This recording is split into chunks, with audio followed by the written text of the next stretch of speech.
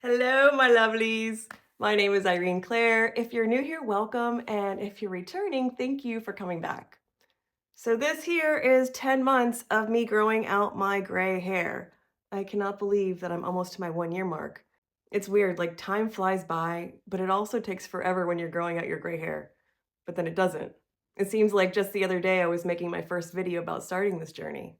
That being said, if you're thinking about ditching the dye, don't wait, just do it. I personally think that when going gray, having super dark hair can be one of the toughest transitions. The contrast of the demarcation line can be something serious. However, it could also be one of the most fascinating to look at. But all transitions are awesome. So many different patterns, all so unique that no hair dye could ever replicate. Speaking of hair dye, when I look back at photos now and I see that black up against my face, it looks so harsh. This really feels so liberating. I trust Mother Nature knows what she's doing, and whatever naturally grows in, I think will complement my face as I continue to age. So let's inspect what 10 months looks like on me. Of course, it's going to be different for you, different for everyone else, but I have a lot of white up in the front by my temples, which I think is pretty fun. Um, it's more brownish under here, and it gets darker as it goes back.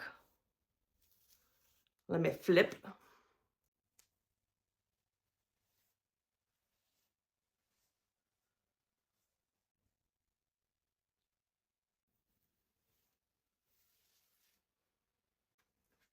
It's not really that gray in the back, but I do love how it's light around my face. It's like natural face framing highlights. So I've trimmed my hair twice in the past 10 months. Um, Sometimes I get the urge to cut it into a little bob right there. What do you think? But my husband loves long hair and I enjoy my long hair too, so I don't think I'm gonna do it. I think I'll probably just keep trimming it little by little to get rid of the old color. What do you think? What would you do? But that urge might get stronger when the gray gets down to here. So let's talk about the grow out process. The first few months are definitely the hardest. Mostly because people look at you and think, she's not keeping herself up. Like you missed a few salon appointments or something. But then as the gray gets longer and longer, it becomes obvious that it's intentional. But who cares about what other people think anyway? Don't worry about them. Just give them a little smirk because you know what you're doing and how badass it's going to be. If you're feeling a little nervous about taking the plunge, know that you are not alone. Search for other Silver Sisters, and I promise you, you'll be blown away with the encouragement and support that's online. You know what else helps? Celebrate time and take photos. You don't notice the growth from day to day, but being able to look back month to month is definitely satisfying. Something else I wanted to cover in this video is that I've had several people ask me, what am I doing to keep my ends dark and why are they not getting brassy? See, I actually do have some auburn in my bangs. It's where my hair was bleached. It's not too bad and it's only in the front, so I really don't mind. As for the rest of my colored hair and how it's staying so dark, well, I don't really know for sure, but this is what I think helped. One, my last color was done by a professional in a salon, not a home box dye, which is what I did for over 20 years. So if you're thinking about transitioning, I would recommend going to the salon and getting that last dye done by a professional or using high quality professional products. And number two, keeping my hair hydrated and healthy. When hair gets dry, it tends to split and the split ends will become lighter and the dryness it all just looks lighter. So I think moisturizing is really important.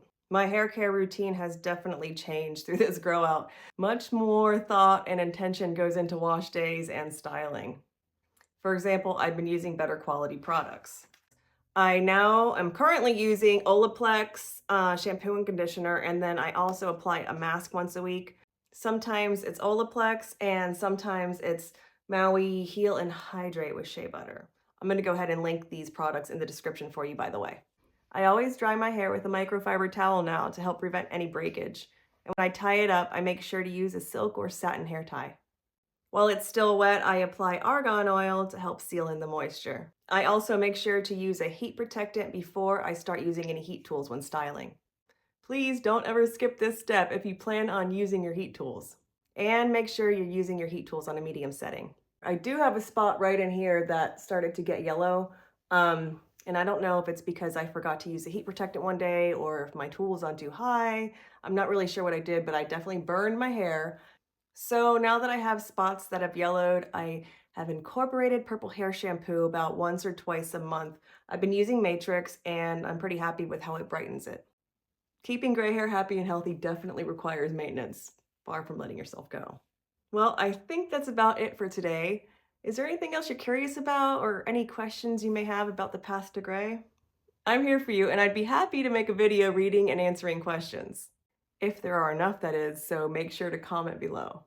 And remember, don't give up. Going gray gets easier with time.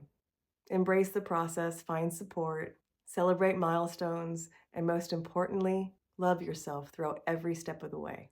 Don't forget to like and subscribe. Stay silver and fabulous. Until next time, my friends, Irene Claire, out.